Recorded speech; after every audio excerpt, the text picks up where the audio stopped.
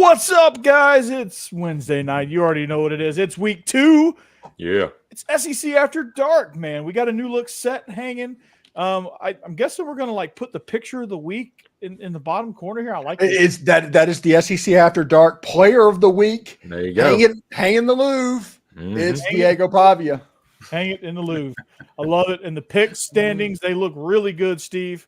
I think you know why I'm going to tell you that. But we are back. It is SEC After Dark. It is the 6-man crew here. Steven Willis from Locked On Ole Miss. Jake Thomas from soon-to-be Roll Tide After Dark. That's what I've decided you're going to name your show all of a sudden. Yep. I like Bam After Dark. Yeah. Whatever. It's going to be good regardless of whatever you call it. Jeb from Olin Mills. And then our 2 newest members, and they're still new. They need to get at least 5 episodes in to not be rookies anymore on our show. So we're going to have to do a little rookie hazing for Hammer and the Boss Man, licking their wounds from last week. How's everybody doing? Yeah. Doing great. Doing good. Ready for week 2. Yeah. Good to see you. Yeah, and before we get started, I just want to, for a second, somebody needs to get their flowers. I don't know much about Vautech right now, and I know Vandy has a complete new roster. So I'm actually they have a lot of experience. Well, but I'm actually going to take Vandy to cover the spread, and I'm actually going to pick the upset. Give me Vandy. Ooh, straight up! You're going straight up. Hey, I went straight up with Georgia Tech last week, and that worked out well. So. Okay, True.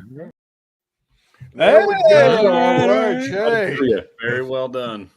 Very well done, Jake. I was scared there for a little bit right there late in the fourth quarter. I don't even think the host of Locked On Vandy made that pick.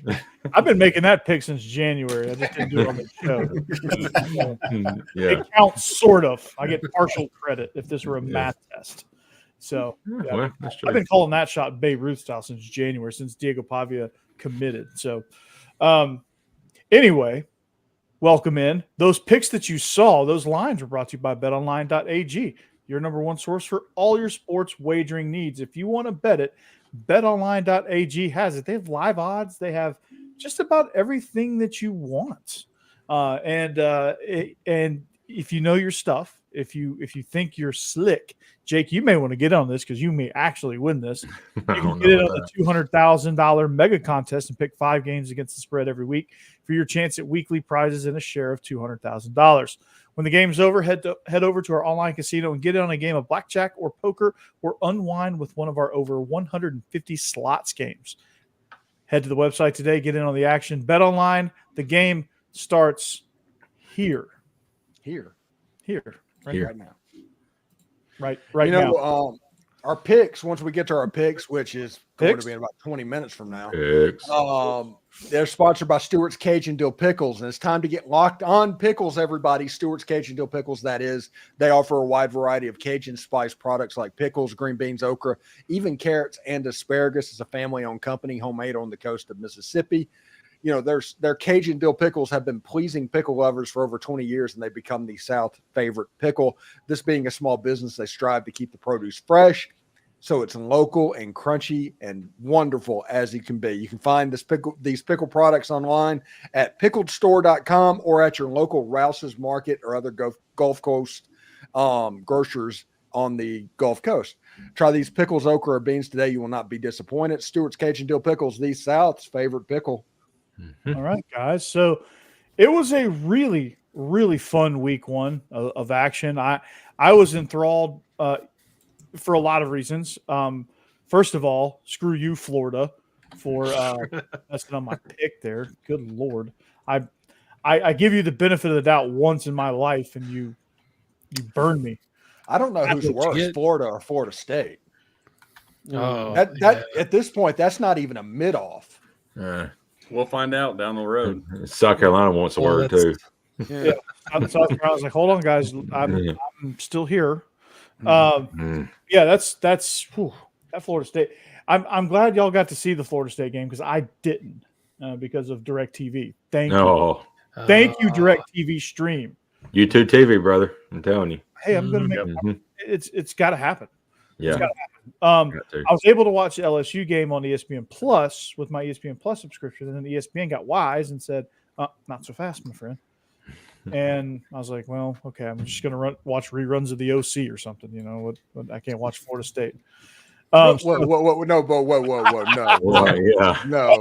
we cannot leave that alone. No. What? It was the very special episode of Dawson's Creek unavailable. It was right after One Tree Hill too. So, My goodness. Hey, One Tree Hill is good. Yeah, you don't watch Burn Notice. You don't watch all these good shows, and you're like, "Hey, I don't watch the that library either. of your 13-year-old girl. I've got that on lock." Hot tonight. It's after dark. No, I don't even watch that either. I don't watch much of anything. Oh, my, 1923. Yeah, well, good one. Corey's about to bust into the I was watching The Real World last night. Yeah. No, the real Cancun. Thank you. Steve, that reaction was priceless, though. So I'm glad I did that. Anyway, thank you, ESPN. So, yeah, a really good week of football, though. Hey, I'll be right back, boys. All right. Go ahead. All righty. Ooh, So- there's the move. Game of the week, Vandy, Virginia Tech. That game was incredible. We see our player of the week right down there, Diego Pavia. Does Hammer Bossman, does he remind you of a certain other guy that wore number 2? Well, he certainly thinks that he reminds everyone of him. I heard him say something about that he feels like he's more Johnny Manziel than he is Trace McSorley.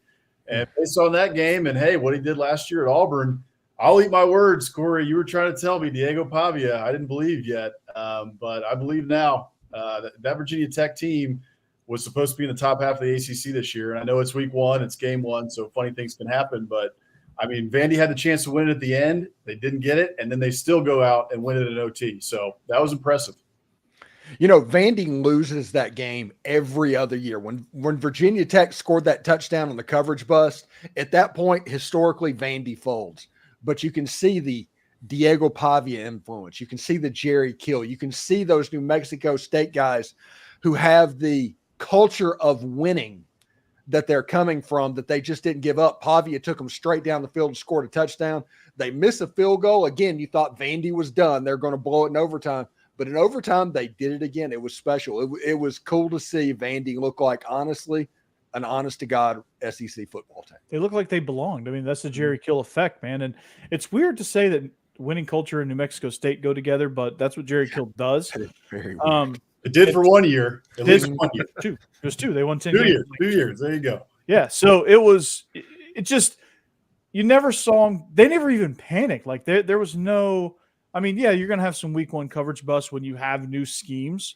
You're going to have some things offensively where your timing is not quite right. And, you know, this game was far from perfect, but it just shows you that Pavia can sling a team on his back and say, let's go get it. And everybody's going to look at him in the huddle, all 10 eyes looking back at him, actually believe in him. And the defense is like, hey, we got Pavia over there. We're going to go ball out. And I really, really, really loved that Clark Lee threw the kitchen sink at Virginia Tech. And he's super aggressive with his play calling. I love that because you guys know Vandy has to be that if they're going to have any chance. I like the fact that Vandy multiple got like late hits, these aggression penalties of them playing right to the echo of the whistle and kind of getting burned. They have an edge to them. They genuinely have an edge to them. And you can see that they have a belief that they did not have in previous years. No, not even close. Like last year's team would not have been up 17-0. First of all, last year's team would have been down 17-0 after the first drive. And it was a complete 180 from last year. And this is great to see. The new addition looked really good. The South End Zone's gonna be really good when it's finished next year. But the stadium renovations are coming quite along. No more scoreboard on a crane. That was an improvement too. We'll teach their own on that one. Yeah. The swinging scoreboard was a national treasure. Yeah, you're right. For everyone except Vandy fans, yeah. You're right. You're right. It is, and the getting dressed in a construction tent also. Yeah, you have to look at it. It's like Brian Kelly was letting that thing swaying in the wind, was just like he was excited. It was fun to see, though, that it really is amazing how one player, and a coach like Jerry Kill coming in, but one player who's got swagger and who has a little bit of he's got talent, he believes in himself, how that can really change a locker room, because guys, kind of gravitate towards that. And so to watch him and hear him talking some smack, you don't hear a whole lot of Vandy kids talking smack a whole lot. So to hear him come out and be talking smack, I love it. I hope it continues. I'm just thinking about a Vandy kid talking smack. It was like, yeah, that's the last one they did was the pregame or week before Bama in 2015, and we're coming for you. Yeah, and then 59-0 the next week. You're like, okay, I guess we're not talking. Yeah, we spinketh thy hindquarters. Yeah, they were. It was brutal, man. It was a massacre then. But hey, they're going to get a chance to say we want Bama in a few weeks. So your defense does not even have an obtuse triangle in their coverage package. Jeez. That's your Pythagorean theorem. Nothing. Nope. No Pythagorean. Where did you learn geometry? A public school.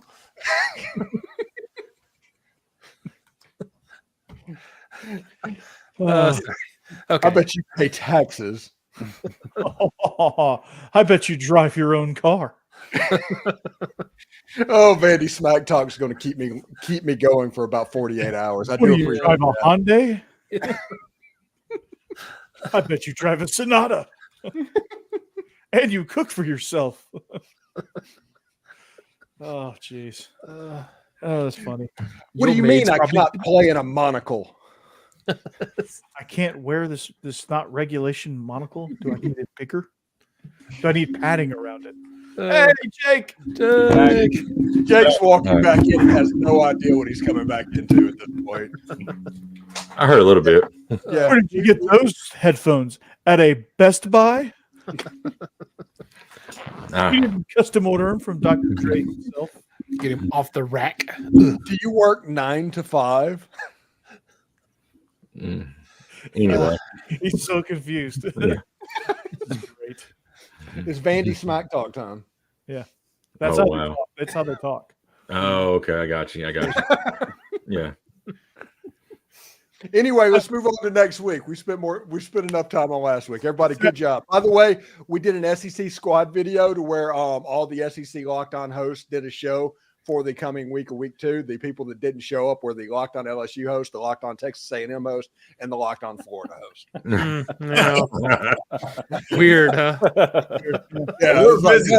Yeah, they're all busy. Something weird came up, happened. All looking the rooms. The wheel guy showed up, Well, I got let the record show. We showed up this week. Joe We're Milton here. joke. Yeah. There you go. and he got his Joe Milton joke in. I got my Joe Milton joke in. Hey, Oh, yes. Steve, Yes, I got to do it. Big next time. episode, I'm gonna set you up for your Kentucky joke. I do want to take my victory lap on the USC pick, though. I felt pretty good about that, and LSU is bad. I was gonna say I didn't predict that game to go that way at all. So No. I thought the defense could be a little bit better, but it's still dog water. We'll see. Yeah, their Okay, secondary is god awful. It's masked on the fact that they blitzed every single play.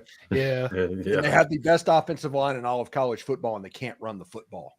Mm-hmm. Against And a problem.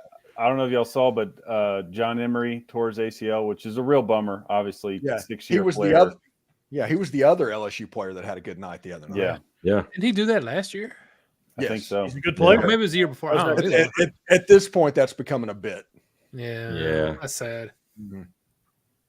So yeah, kudos to you guys for picking USC.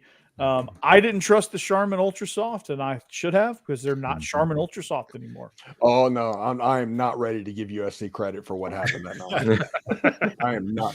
There was very little, and seriously, there was very little difference between what I saw from Garrett Nussmeier and what I saw from DJ Uiagalelei.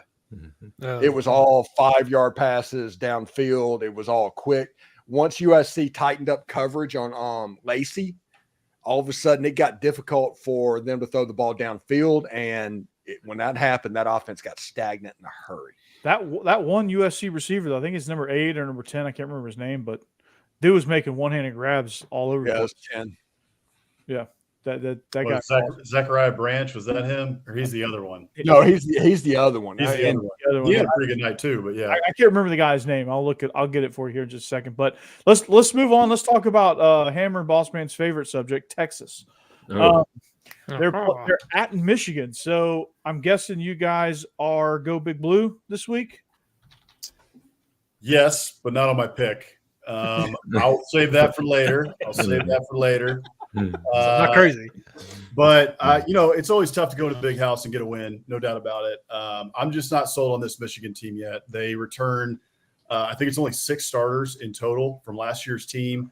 They're breaking in a new coach. They have the cloud of the NCAA investigation going on that's been going on for all offseason. Sharon Moore's been caught up in that. You got a Netflix documentary on Connor Stallions, the NCAA's leaking stuff to get ahead of that. And so, they struggled a little bit last week. I think they ended up winning about 30-10 over Fresno State. But Fresno State, while they weren't able to run the ball in Michigan, they were able to throw. They threw for about, I think it was like 235 yards on Michigan. So when you got Texas's high-powered offense coming into town, and you're looking at that, I'm looking at that saying I'm a little worried about this Michigan secondary when you got Quinn Ewers and this, all the weapons that they've got on the outside. The Texas offensive line is solid. I expect Texas to be able to run a little bit. I know they're missing their 2 backs who were hurt in the preseason, but they still have Jaden Blue. And I just feel like Texas is going to be Texas is overmatched with Michigan at this point. Michigan, even though they only returned 6 starters, they've got I looked at the blue chip ratio. They're still at 54%. So they've got plenty of talent on this roster. But in my opinion, Texas right now probably is just too much for Michigan. Yeah, I think you're right on that, man. It's crazy. It's Texas is, I think, going to overwhelm them. I mean, they do a lot of great things, pass game wise, run game wise, all that stuff. Mm-hmm. So, yeah, I mean, I think the matchup certainly leans Texas here, and I made the mistake of picking against them last week against the spread of Colorado State, and they easily covered that, and Arch Manning even got in on the action and threw a touchdown. So I think for Michigan to have a chance here, if you do want to take that angle, right, they're going to have to get to Ewers early and often and just get him out of rhythm. We've seen when he struggles in the past, it's that, right? If he's off schedule, he's got guys in his face. He struggles a little bit to throw under pressure when teams bring pressure, and I'm sure Michigan obviously knows that. I think it's Wink Martindale's their defensive coordinator now. He will absolutely blitz all night. Shout out, remember the Titans. So if they can get to him early, get him off schedule, get him uncomfortable, and just kind of muddy this game up, I think they have a chance. But I have a hard time trusting Michigan's offense to keep pace with Texas if Texas is able to throw the ball downfield, give Quinn Ewers time. He's, his 3rd year starting. We've seen him play enough now to know that if you give him time and space with the weapons he has, he'll carve you up. So they're going to have to get to him, I think, early and often, keep the crowd involved to keep this one close. Yeah, you have a situation to where this is going to be a line them up and punch them in the mouth type football game. And that's what Michigan wants. But here's the thing. What if Texas is up for it? And what if Texas is physically better than Michigan is at this moment? And if that happens, I mean, Texas could be a 2-3 touchdown winner in the big house. And that would change the whole narrative nationally over the course of the season if Texas was able to do that.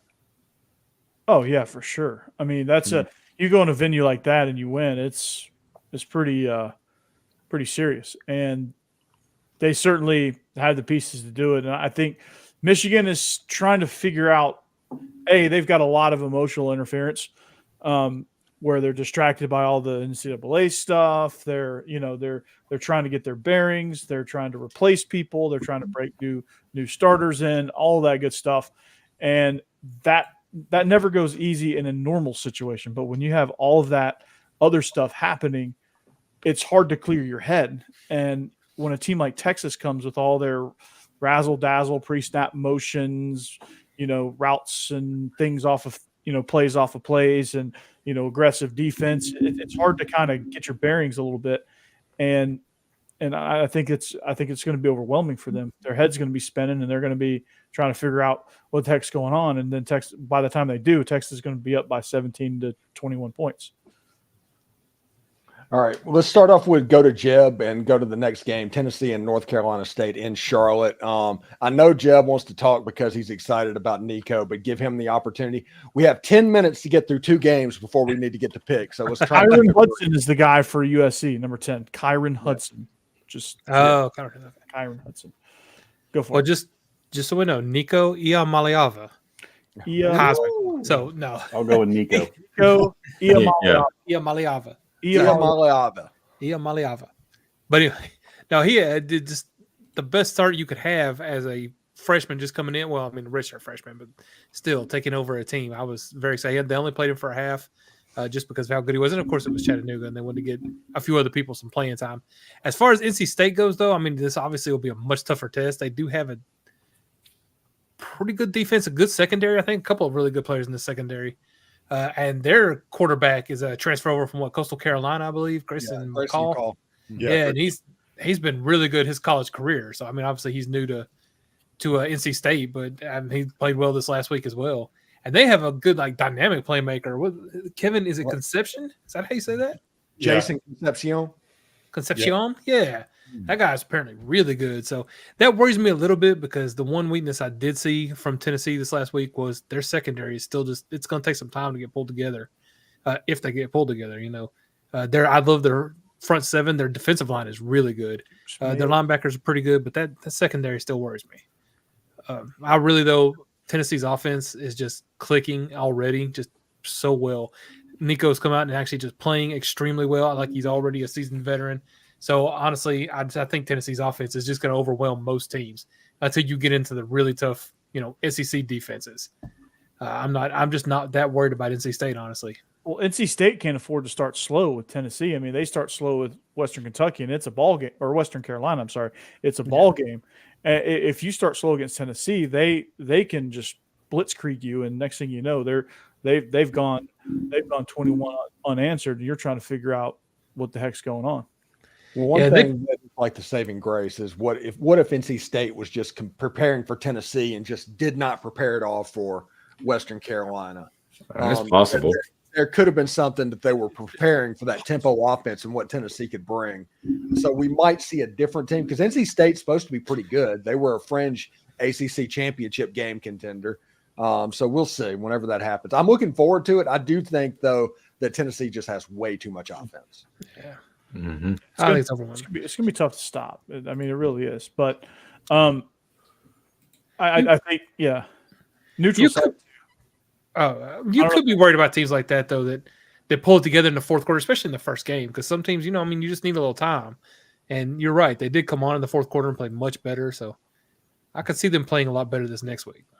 I think if NC State's going to keep pace, you brought him up earlier, Jeb, but Grayson McCall, he's got to have a Heisman-esque performance and just put the NC State offense on his back, because I'm with y'all. I think the Tennessee offense is going to score, so it's more a matter of if NC State can keep pace. And, what we saw in week 1 doesn't give you a ton of hope, although they pulled it together in the fourth quarter. But you just got to hope if you're I guess they're the Wolfpack. If you're a Wolfpack fan, that Grayson McCall has a crazy performance in his back pocket he's waiting to pull. One matchup I'm interested in seeing in this game is NC State's offensive line versus the Tennessee defensive line. The NC State offensive line is old and experienced. That doesn't only mean they're good, but I'm interested to see that because Tennessee obviously has a solid front, and so I want to see if they're going to be able to get to Grayson McCall and what that's going to look like. They also have NC State's got a transfer wide receiver as well. I'm forgetting his name, but from Ohio State. So they've got some weapons on the outside, but I think Tennessee's too much for them in this one. Yeah, absolutely. And here's a comment that I never thought I would see. Kind of glad we don't play Vandy this year. Usually that's not terrible. It's never. As an Ole Miss fan, I'm glad that we replaced Vandy with Florida. And I never thought I would just say that. Yeah, that's a statement that you would never say in a million years. I'll take that for 500 Trebek. So you guys talking about Vandy, the SEC future SEC champions? Come on, man. he's really Powerhouse. Diego Heisman. Yeah. Diego football. Yeah. Be on Locked On Vandy with me too. Hanging banners. Wasn't he like Dora the Explorer's friend? Diego? Yeah. Yeah, that's the monkey, ain't it? Give him the backpack, yeah, baby. that might be- Strap it up. Oh yeah. Who's the one that kept on trying to steal stuff? Oh, that's swap or no swappy. Okay. Swiper. Yeah. You have like a 3-week-old kid, Jake. I have no idea how you know this. I don't think I want to know the answer. Let's just move on. No, she's 8 months. Yeah, she's 8 months. So yeah. She still don't know what the hell's going on. Yeah. Yeah. I know every Mickey Mouse Clubhouse because Huck watches it on repeat. But I love Mickey Mouse Clubhouse. My nephews do too. Oh. I'm starting to get to the point where I know the episodes so well that I'm almost like to where I can have my favorite. All right. So our last game before we get to picks, Arkansas at Oklahoma State. So you have this is either going to be a really good football game or a really good Dos Equis commercial pregame with Sam Pittman and Mike Gundy in their pregame chat and their postgame stuff or whatever. But this game is interesting because Arkansas, any of us that picked Pine Bluff can tell you Arkansas blew that one out of the water. And Oklahoma State, pretty good. And I think it's going to be a fairly even matchup. What do we like about this one? I think the SEC is better when Arkansas has swagger. And right now, it might be fake. It might not be real. It might be pretend, but they have some at the moment. And they're acting like it. And I think as long as things start well for Arkansas at Oklahoma State, they have a chance. But as soon as it goes sideways, it's over. Ollie Gordon's going to run all over them. Yeah.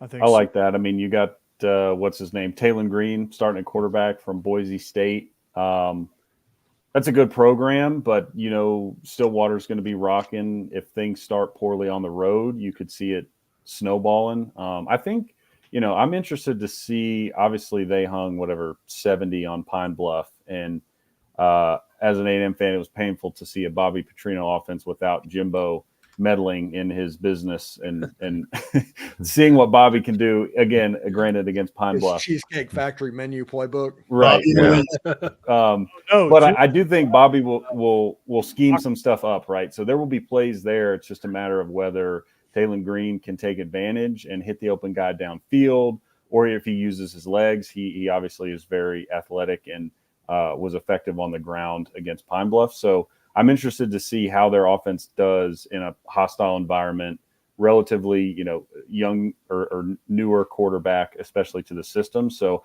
I think things could go very well. But again, like you said, Steve, if they start off slow, I could see them just never really finding a rhythm and struggling.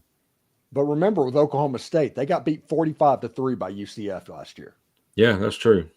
That's what I was going to hit on. Like, I think Oklahoma State, Mike Gundy loses a game every single year that you look up at your TV while you're watching something else. And you're like, they're down by 20 to them. Like, what is going on? Yeah. And they're a lot of times that's at home. So that's kind of what I'm watching. And especially, I think the Bobby effect is real. I think Bobby Petrino being back there. I mean, I know it's Pine Bluff again. Like, okay, they scored 70. We'll see. And, it's they couldn't score 70 on air last year. Yeah. With KJ Jefferson. Yeah. Right. With KJ for sure. So that's really what I'm watching. I'm watching to see if the Bobby effect is real. I think it is. I really liked what I saw out of Taylor Green. I liked what I saw out of the offense last week, which is really what I was, keyed in on to kind of see how that looked. And I expect Arkansas to go in there and give them a real game. But like you guys said, they got to start fast. And they got to stay in it early. Otherwise, Oklahoma State probably will overwhelm them. Oklahoma State returns the second most players in the country coming back to their roster this season. So they've got a lot of starters, a lot of experience. But one thing, They have a lot of experience on that defense, but that defense gave up 400-something yards a game and was in the back half of the Big 12 last year. So the defense isn't great, even with all the experience. And with Bobby Petrino calling the plays and some of these explosive players on offense on the outside, and with the way Taylon Green looked, I think they got a real shot. They do. They absolutely do. That stadium, Boone Pickens, is weird too. Yeah. So Arkansas is going to have to get used and adjust to that in a hurry, because that is a home field advantage just because of how compact it is. It's right on top of you. It is a 11 a.m. local kick, and it gets it as cool as it's been this week around the Southeast. Or relatively cool, I should say. It's still hot, but relatively cool. Like last week was like in the hundreds. It gets sweltering in that stadium because they're right on top of you, and they have those big paddles, and they whip them on the side of the wall there, and that creates a lot of noise. And it's just an atmosphere that you have to get yourself used to, because you're hot, you're dehydrated, it's dry heat. The fans are right there on top of you. That's tough. That's a tough deal. You know, if Arkansas really wants a leg up in this game, just show up in the game in alternate uniforms with a giant N on their helmet and look like Nebraska, and then Oklahoma will pee down their leg. Or Oklahoma State will pee down their leg. Yeah. Or UCF at this point. Yeah. Yeah. Just hire Gus Malzahn for the day, and There you go. that'll work. So, well, shall we, gentlemen? Picks. Picks. Present our lines, of course, are presented by BetOnline.ag, your number one source for all your sports wagering needs. So here we Aren't you like picking out like the most important games first, and then the least important? We're not going to go in order this week or something like that. Yeah, so we're going to start with Vandy Alcorn State. No, well, he is the Louvre winner this week. Yeah, that's true. That's a good homer pick there too. Yeah, he gets the honorary first pick of the. We're all unanimous on Vandy on that probably. On the Vandy State Aggie doors. Yes. So now, in all seriousness, our first game matches Texas 5-point favorites at Michigan, and we'll start. We'll go in order of the spreadsheet. So it's Steve, myself, Jeb, Jake, Becky, Cassidy, Hammer, and Bossman. So Steve, you'll make Becky's pick, and then Jake, you'll make Cassidy's pick as well, or you'll read their pick, I should say, and then we'll go from there. All right. So Steve, start us off. Texas 5-point favorites on the road at the Big House.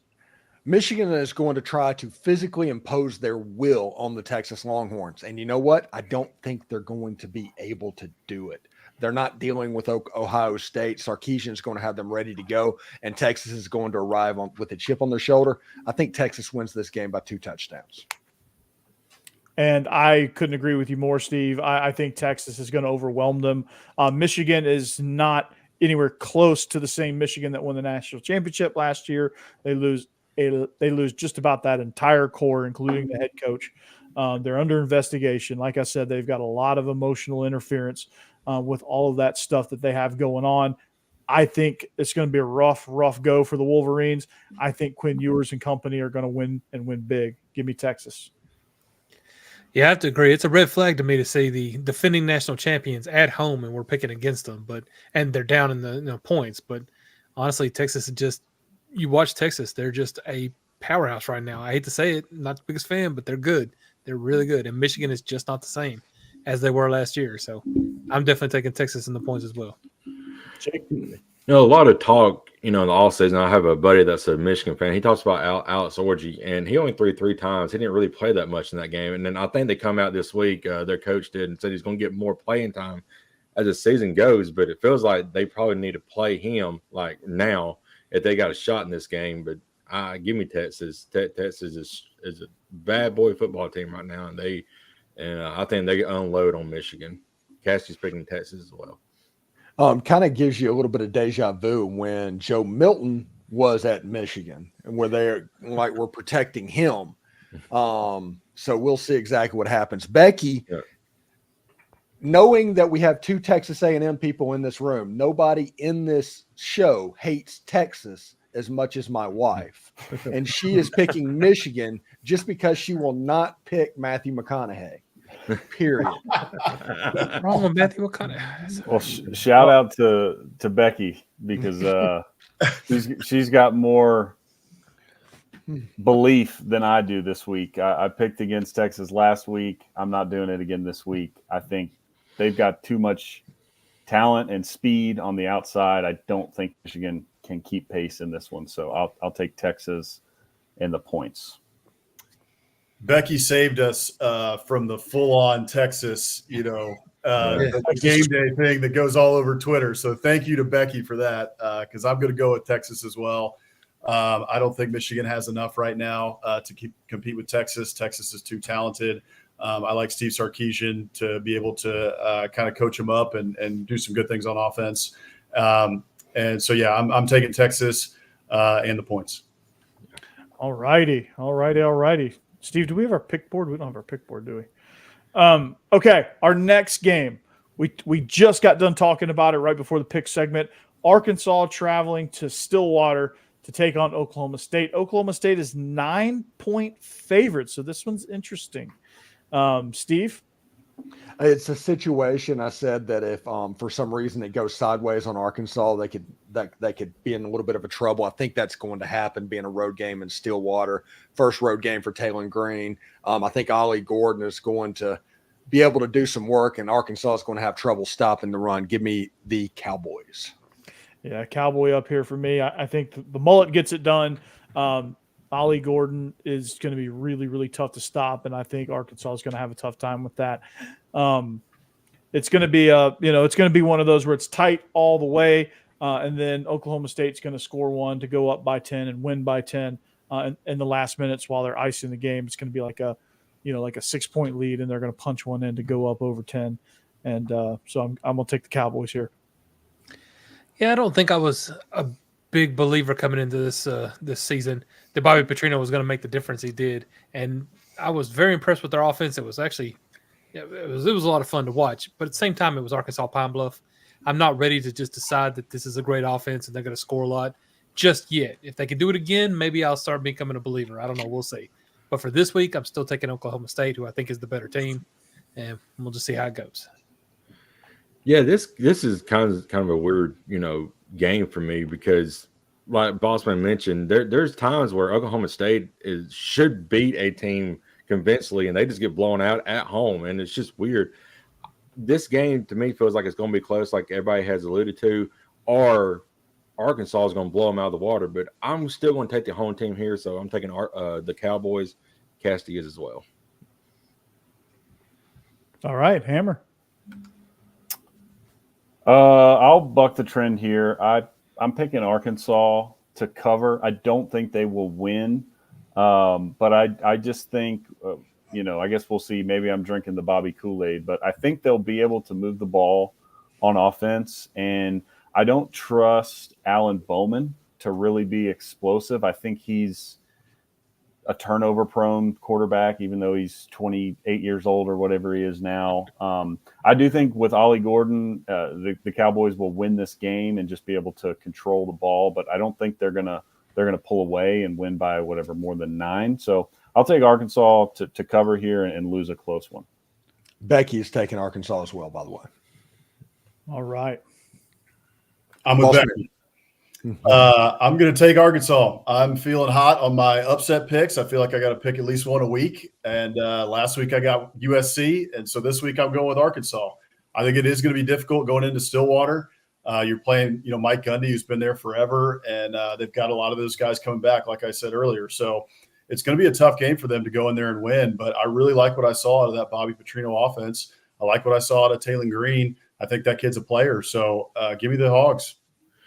You know what's so bad is his "I'm 40" comment was like when I was like a teenager, and I'm 33 now. So I mean that's how long he's been there. It's crazy. So based on Mike Gundy, you're not a man yet. Okay. Yeah.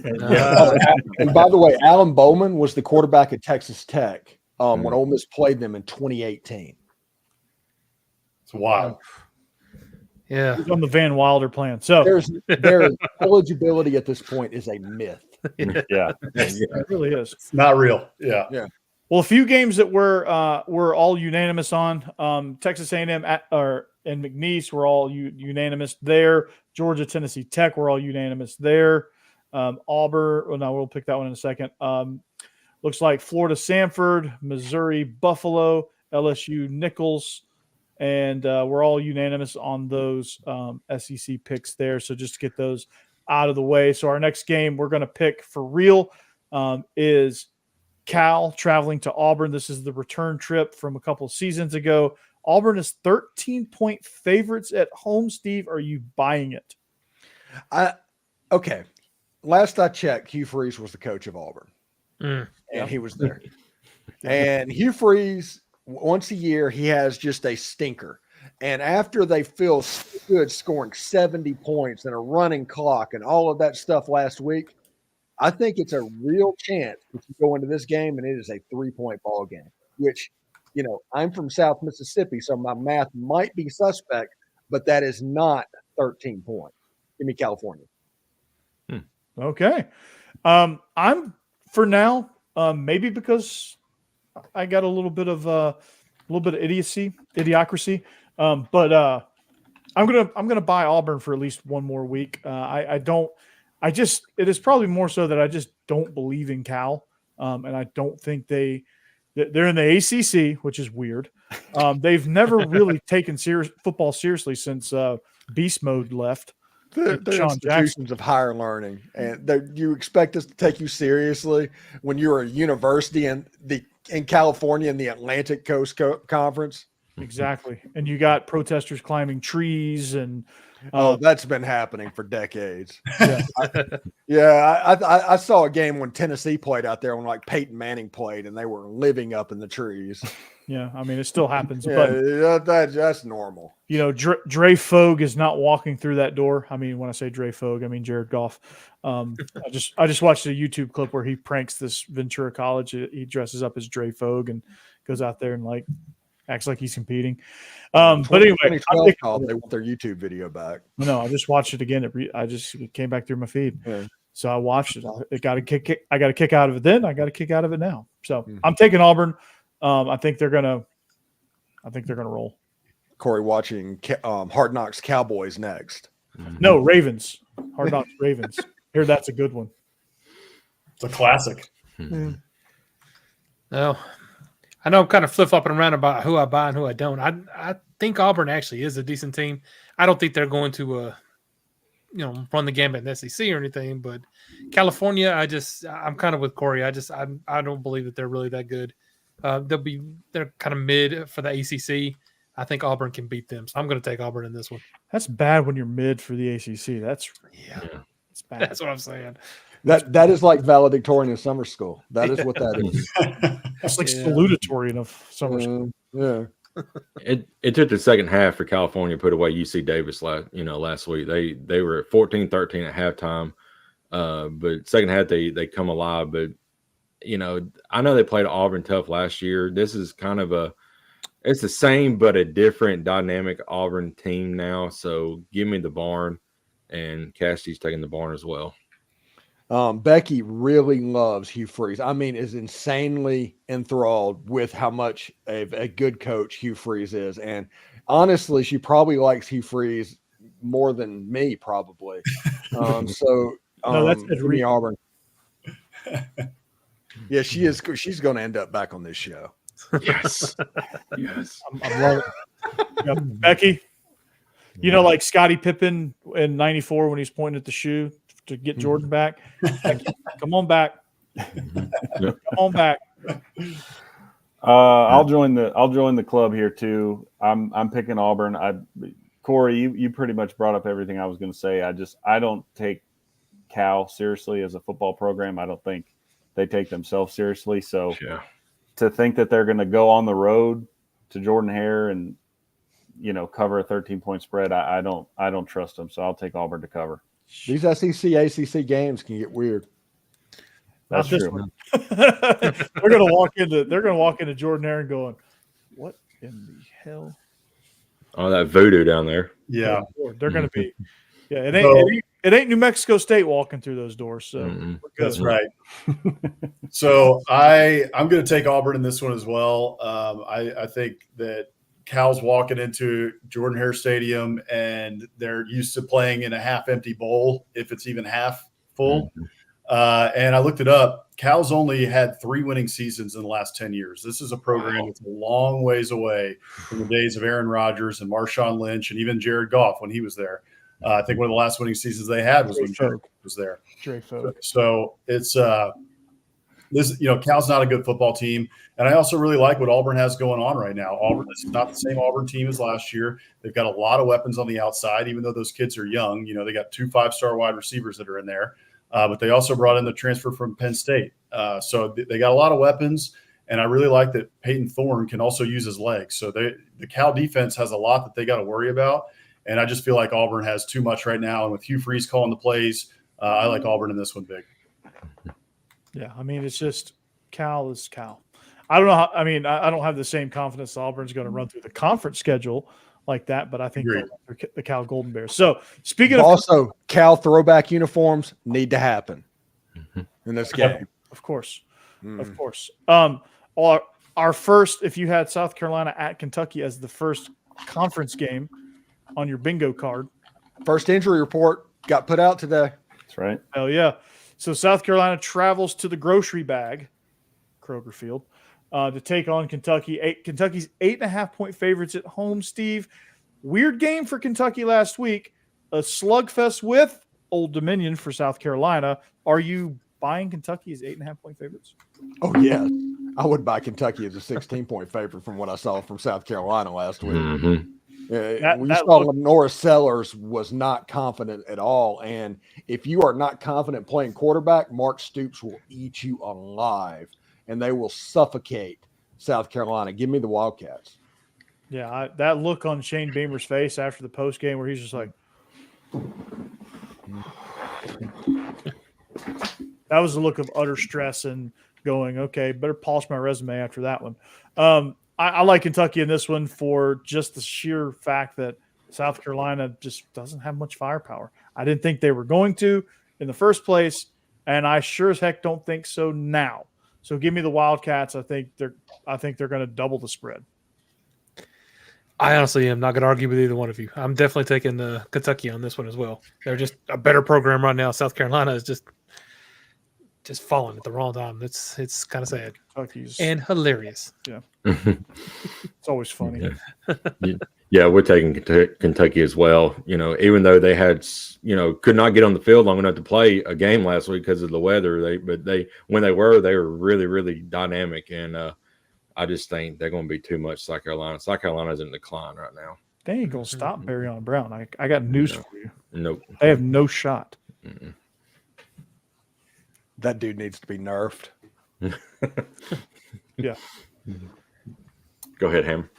Yep. I'm on the same page as y'all. I thought in what limited game time we saw last week from Kentucky, Brock Vandegrift looked pretty good. He's pretty physical running the ball too. He's got some wheels, at least, enough to be dangerous.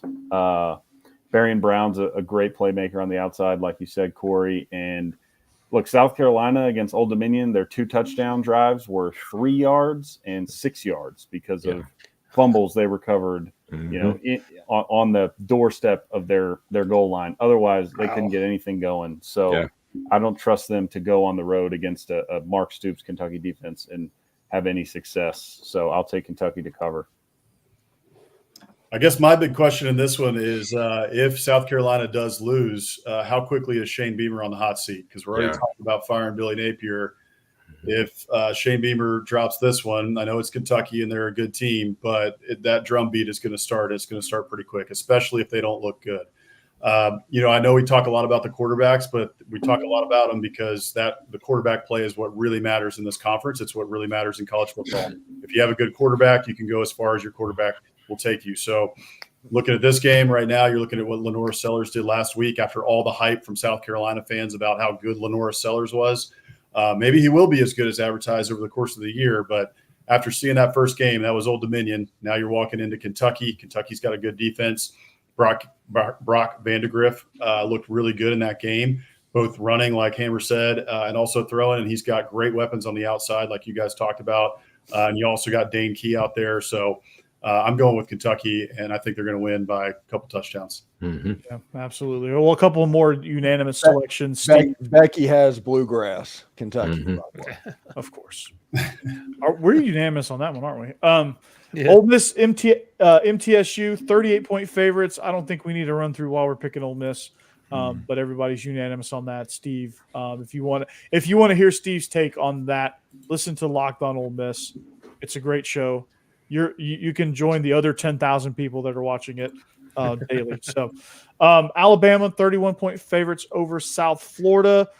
Jake, we're all unanimous here, but Jake, I want to ask you one question. Is this going to be another weird game like it was last year? Absolutely not. We ain't got to worry about a hurricane this go around. That's true. Yeah.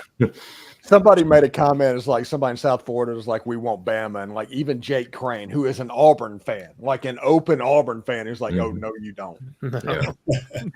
Yeah, you want none of that.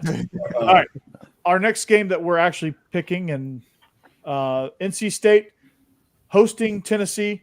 It's a neutral site Duke's Mayo Classic. Tennessee is 7-point neutral site favorites. Steve, are you buying it, or are you taking Grayson McCall and the Wolfpack? That opening weekend from North Carolina State spooks me a little bit. I'm going to take Tennessee. They have too much offense. Nico's a heck of a quarterback. They've got their explosiveness back.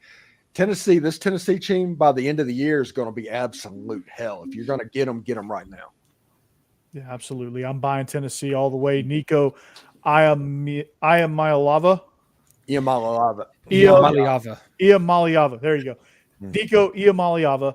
I'm buying 20 shares of that because he's electric, and I think he's going to show NC State fans just that. They're going to, I think they're going to steamroll. NC State's going to struggle to keep up with the tempo of Josh Heupel's offenses, and they're going to score a little bit themselves, but I think they're going to struggle to keep up. Yeah, no, I agree. I'm doing my best not to get too caught up in the Nico hype because get caught up. I want to get excited. I really want to be excited, but I'm a Tennessee fan. I've been disappointed too many times in the past 20 years. So enjoy it while you can, Jeb. I agree. He looks so good. So yes, no, I'm very excited for it. I think NC State will definitely score some. It's not going to be the blowout that it was against Chattanooga, but I don't see them keeping up with Tennessee at all. I feel like this is going to be a game that we win by a decent margin by the end. So I'm going with Tennessee. Jake?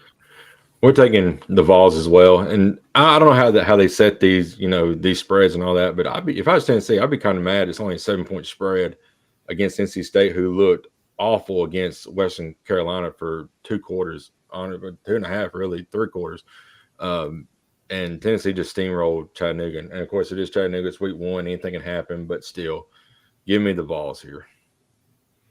Becky is taking the Vols as well because she is a good Rocky Top girl. Much better. All aboard the Vol train. I'm jumping on board, too. I think we mentioned it earlier in the show where perhaps NC State was looking ahead, looking past Western Carolina. But I think even if that's the case, this game is maybe close at half, close into the third quarter. But as y'all have said, I don't think NC State has the firepower to keep up with Tennessee's offense. And, Tennessee, with the playmakers and the offense they run, it's just not something that NC State sees very often. So I think they're going to be overmatched and they won't be able to keep pace. So I'll take the Vols to cover. The only shot that NC State has in this game is to slow it down and sustain some drives, which is the same thing Michigan's going to have to do against Texas. But I don't see that happening in this game. I think Tennessee's got too much firepower, like you guys said. I do expect NC State to play better in this game than they did and what they showed against Western Carolina in the first game. So I think they can keep it close, maybe until halftime. But after that, I expect Tennessee to take over and this Josh Heupel offense to really get humming. And I expect a lot out of Nico this year, and I expect a lot out of him this game. So give me the Vols. Nice. All right. Vandy hosting Alcorn State. We are unanimous on the Vandy State Aggie Doors this week. Yeah. this week. Every week going forward. Every week. They're a juggernaut. They are the Patriots. Yep. Prime Patriots. Hey, it's already there. We're already it's there. So Pavio is a Tom Brady. Nice. Yeah, so why are we even so we might as well just not play the season out at this point. He's Johnny Manziel in college, but not in the NFL. He's Tom Brady in the NFL. Right. Yeah. Definitely. So our next real game, sort of. Oklahoma hosts Houston. Now, if you were to set up this game in 2023, we might be talking about it in our first segment. But now Houston is pitiful. They look downright awful. And in week one, Willie Fritz's era is off to I'm going to be nice when I say rocky start. They are 26-point road dogs in Norman, Steve. Do they even have a chance to cover, or is Oklahoma rolling? 26? No, they don't have a chance to cover. Oklahoma's going to cover this game. But I will want to say this. I do want to point this out. Oklahoma's doing something really cool this whole season. This is like the 100th year anniversary of the Gaylord Stadium. They're bringing back Adrian Peterson. Their video board, they made it look like a 1950 style scoreboard in the last game. And this year they're having the Bud Wilkinson era uniforms. They're going to throw those out and wear those clothes. They're going to be doing cool stuff like that all year. So I think that's pretty cool, but they're going to beat Houston like a drum. Yeah, I'm with you there. This is going to be a massacre. Just simply put, Oklahoma's just going to overwhelm them.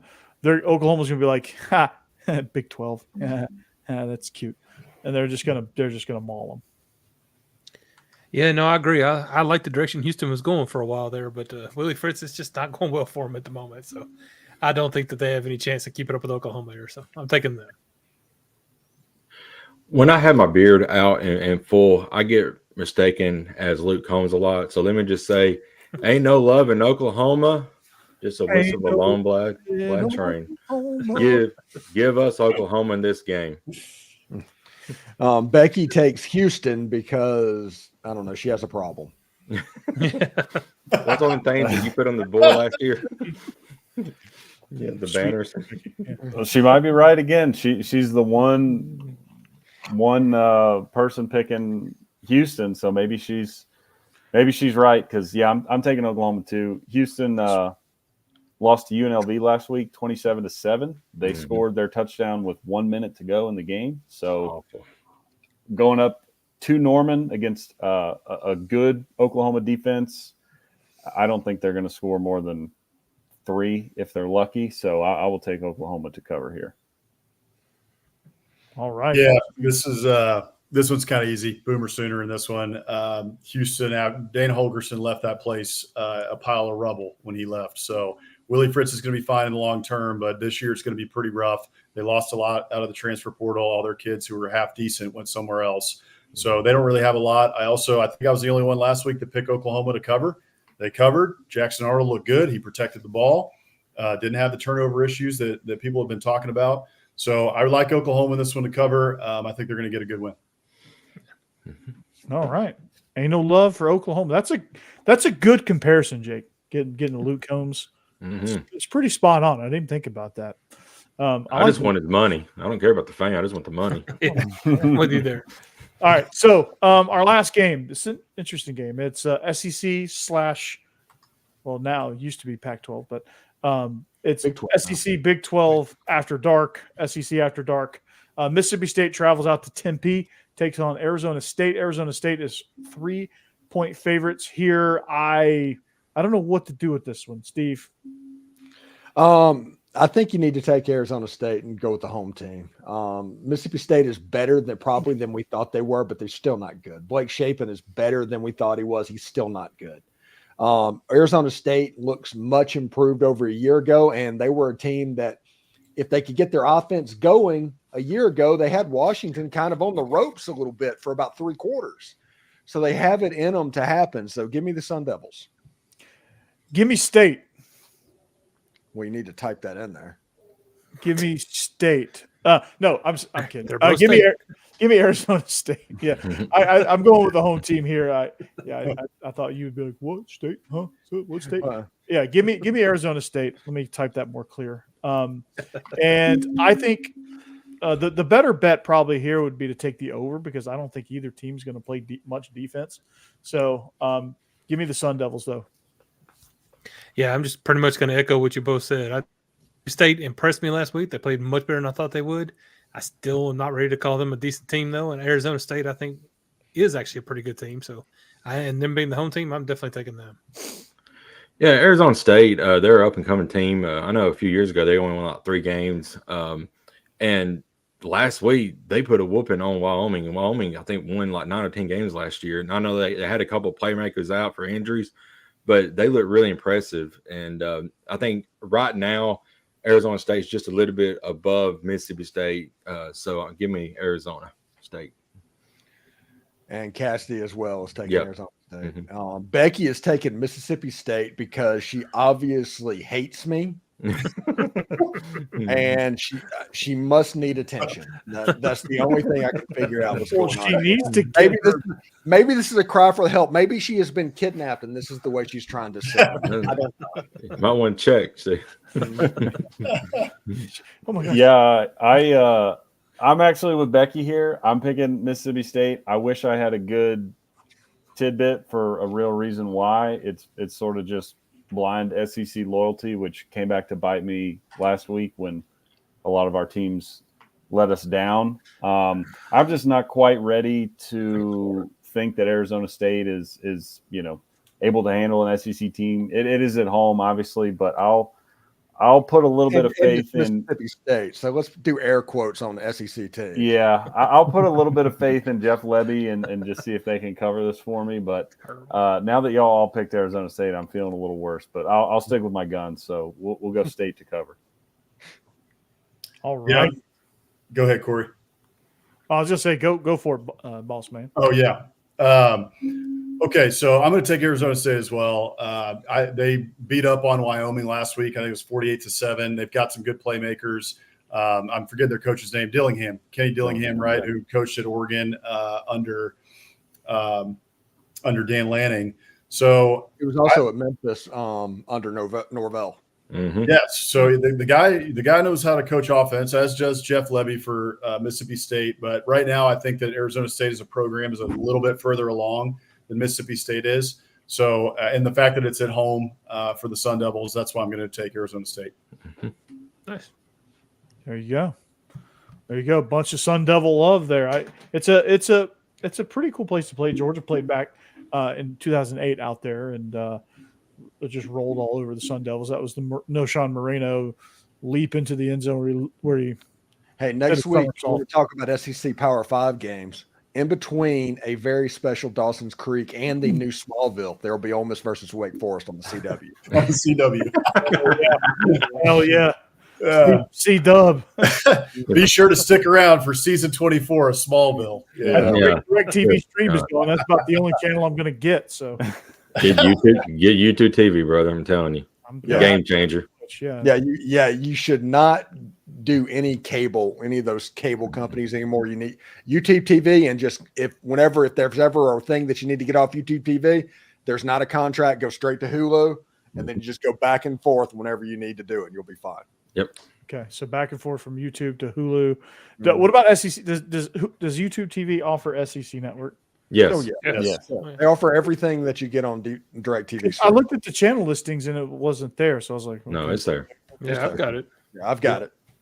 And you got the basic plan? It's just one. I think it's just one plan. Yeah, it's just one plan unless you want to add like an NFL Network and all their games and stuff. I got NFL Network Plus and Red Zone, so it's not a big deal. Speaking of that, Red Zone is like football for ADHD. It's dream football for ADHD people. Yeah, everybody's switching YouTube TV right now, especially with DirecTV customers. YouTube now can lower the price of Sunday ticket now that everybody's jumping on board. So, come on, YouTube, let's do it. Nice. Not that I would take advantage of that anyway, but Red Zone's right up my alley. The ADHD version of football, I love it. There it is. There's the official warning, Cassie. Thank you. So that is all for us here on SEC After Dark. We thank you for listening. Thank you to our two brand new hosts, Hammer and Boss Man. Thank you guys for joining us for a second week. You're still here, so we didn't scare you off too bad, did we? Not at all. Not at all. All right. So, but these standings, I'm hoping my name stays right where it's at. If not, move up one spot. And It won't. we'll catch you back here next week. I'm curious to see who's going to be player of the week. I think it's going to be Nico. Corey, I want to be a fire truck. Fire truck. Grape. We're going to have a grape snow cone at the end of the game.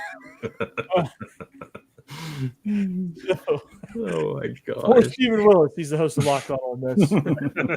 Star of Ole Miss. This movie got the most ridiculous thing said in this whole show was Corey wanted to be number one.